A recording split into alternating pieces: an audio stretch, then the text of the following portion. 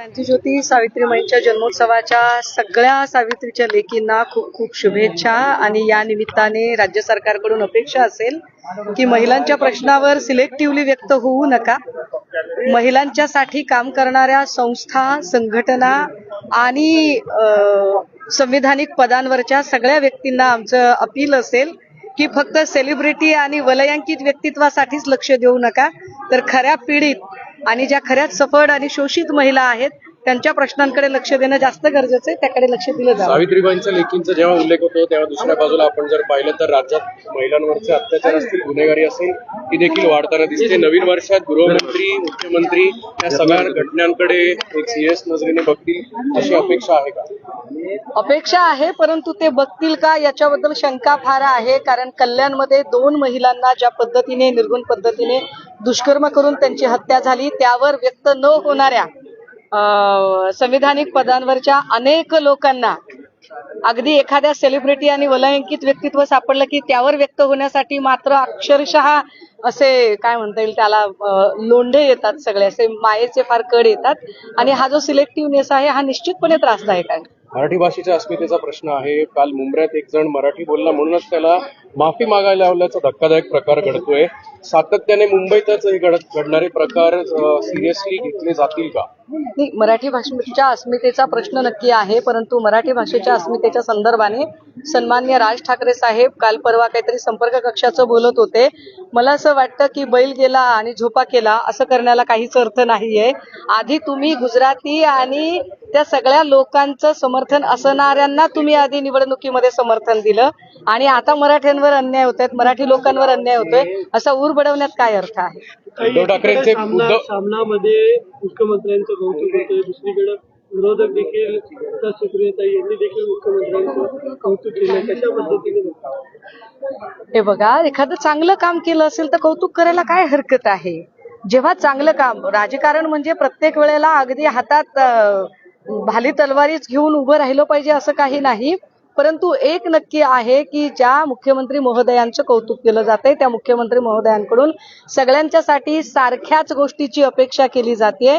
मुख्यमंत्री महोदय जर म्हणत असतील की माझा कुणीतरी अर्धवट व्हिडिओ फिरवला म्हणून मी 5-6 लोकांवरती केस टाकणार आहे, तर त्याच मुख्यमंत्री महोदयांना हे कळलं पाहिजे की अत्यंत मोकाट आणि पिसाळल्यासारखे करणारे जे युट्यूबर्स आहेत, ज्या युट्यूबर्सनी जाणीवपूर्वक शिवसेना उद्धव बाळासाहेब ठाकरे पक्षाला बदनाम करण्याची सुपारीच घेतलेली आहे आणि जे फक्त आणि फक्त भाजपचा IT सेल म्हणून आणि बार्किंग ब्रिगेड म्हणून काम करतात, अशा युट्यूबर्सवर देवेंद्र फडणवीस साहेब काय कारवाई करणार आहेत हे जर आम्हाला कळलं तर खऱ्या अर्थाने ते सकारात्मक काम करत आहेत असं आम्हाला वाटतं। तुमच्या पक्षातले 5 नगरसेवक भाजपच्या वाटेवर भाजपमध्येच गेले आहेत, काय असं त्यांच्यावर वेळ आली? 5 नाही महोदय, ते 3 नगरसेवक आहेत आणि त्यांची वाटेवर आहे असं कळल्यानंतर आज पक्षाकडून हकालपट्टी सुद्धा झालेली आहे।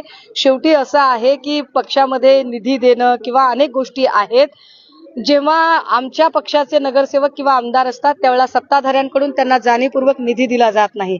अशा परिस्थितीत काम कसं करायचं? काही इतक्या संकट काळातही टिकणारे लोक असतात, काहींना हा संघर्षाचा काळ नको असतो, ते सत्तेची वाट चोखाळतात। मला वाटतं त्यांना आपण शुभेच्छा देऊन मोकळं करावं। वाल्मिक कराड अटके संदर्भातला प्रश्न आहे। अनेक ठिकाणी आता चर्चा होतात की वाल्मिक कराडला VIP ट्रीटमेंट मिळते, ज्या गाडीतनं आलेल्या होत्या ती पण कुणाच्या एखाद्या नेत्याच्या नावावर होती। पोलिसांच्या अकार्यक्षमतेवर सुद्धा प्रश्नचिन्ह निर्माण होतं। आपण एक विचार केला पाहिजे की पंकजा मुंडे यांच्यावर जेव्हा चिक्कीचे आरोप झाले होते तेव्हा पंकजा मुंडेंचा राजीनामा मागण्यामध्ये धनंजय मुंडेंसकट सगळे लोक अग्रेसर होते। आता मात्र ती परिस्थिती दिसत नाहीये। अगदी त्याच वेळेला संतोष देशमुख यांच्या मारेकऱ्यांना आणि मारेकऱ्याच्या मास्टर माइंडला जे वेगवेगळ्या प्रकारे प्रिव्हिलेज देण्याचा प्रयत्न होतोय, हे प्रिव्हिलेज बघता मला वाटतं बीड आणि समस्त मराठा समुदायामध्ये कमालीची अस्वस्थता आहे की जर अशा पद्धतीने चालू राहिलं तर संतोष देशमुखांच्या मारेकऱ्यांना कधीही शिक्षा होणार नाही आणि संतोष देशमुख आणि त्यांच्या पीडित कुटुंबियांना न्याय मिळणार नाही। तुम्ही मागणी करताय का धनंजय मुंडेंच्या राजीनाम्याची? नाही, मी धनंजय मुंडेंच्या राजीनाम्याची मागणी करत नाहीये। मला असं वाटतं की या सगळ्यांना फार राजकीय किनार आहे, पण एक नक्की आहे की धनंजय मुंडेंनी काहीही चुकीचं केलेलं नाही, नाही तर त्याला डर कसली? त्यामुळे आतापर्यंतच्या जर अनेक आपण घटना बघितल्या, म्हणजे अगदी पद्मसिंह पाटलांपासून तर अनिल देशमुख साहेबांपर्यंतच्या घटना, तर त्यामध्ये अनेक लोकांनी आपल्या पदाचा राजीनामा दिलेला आहे आणि ते नंतर चौकशी संपल्यावर पुन्हा पदावर आलेले आहेत, अशा पद्धतीने करायला हरकत नाही नैतिकता म्हणून. बीडमधले सर्वच पक्षाचे नेते त्यांच्या राजीनाम्याची मागणी करतात. तुम्ही पण नाही, बीड मधले जे सगळेच पक्ष त्यांच्या राजीनाम्याची मागणी करतात, त्याच्यात अनेक जणांच्या मागणीला राजकीय किनार आहे हेही समजून घ्या. कारण अजूनही सुदर्शन घुलेवर कुणी बोलत नाहीये. अजूनही जे फरार आरोपी आहेत त्या फरार आरोपींच्या अटकेच्या संदर्भाने निश्चित अशी कार्यवाही होत नाहीये. सभागृहाच्या पटलावर माननीय मुख्यमंत्री महोदयांनी या सगळ्या आरोपींना आम्ही मकोका लावू असं म्हटलं होतं, परंतु मकोकाची फाईल ही जिल्हा प्रशासनाकडून मूव्ह करायला हवी असते. मात्र अजूनही स्थानिक पोलीस प्रशासनाने ती फाईल मूव्ह केल्याची माहिती पुढे आलेली नाही.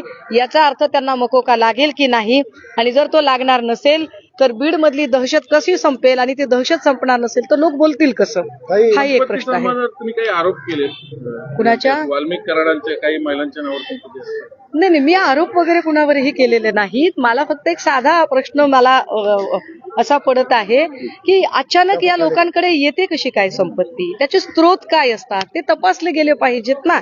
एरवी विरोधकांच्याकडे तुमचा एवढा बारीक चष्मा असतो, एवढी म्हणजे संजय राऊत साहेबांच्या मुलीच्या लग्नामध्ये अगदी मेहंदीवाला कोण होता, कापड शिवणारा टेलर कोण होता, गजरे देणारा फुलवाला कोण होता, इतक्यापर्यंत जर तुम्ही चौकशा केल्या असतील तर एखाद्या व्यक्तीकडे 30-40 कोटीची प्रॉपर्टी अचानक येते कशी, याची सुद्धा चौकशी झाली पाहिजे ना. न्याय सगळ्यांना सारखा असला पाहिजे. तो त्या संदर्भाने आम्ही स्पष्टपणे मागणी करतोय. आरोपाचं काय त्याच्यात? काही एक आरोप होतो, तो एक अफवा आहे की संजय राऊत यांना काही मारहाण झाली, मातोश्री. काय हा सगळा नेमका प्रकार? नाही, म्हणूनच मी म्हटलं की एकीकडे देवेंद्र फडणवीस साहेब असं म्हणतात की त्यांची ही इनिंग सकारात्मक इनिंग असणार आहे, आणि सकारात्मक इनिंग म्हणून देवेंद्र फडणवीस साहेब कुठल्याही अफवांना थारा देणार नाहीत. जेव्हा त्यांच्या स्वतःच्या संबंधाने एक अर्धवट व्हिडिओ व्हायरल झाला तेव्हा त्यांनी 5 ते 6 लोकांवरती केस टाकली.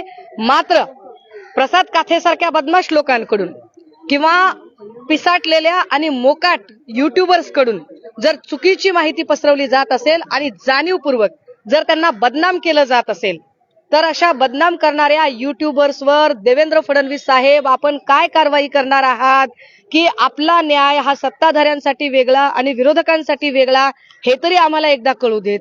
आम्हाला कळलं पाहिजे की तुमची नेमकी भूमिका न्यायाची काय आहे ती.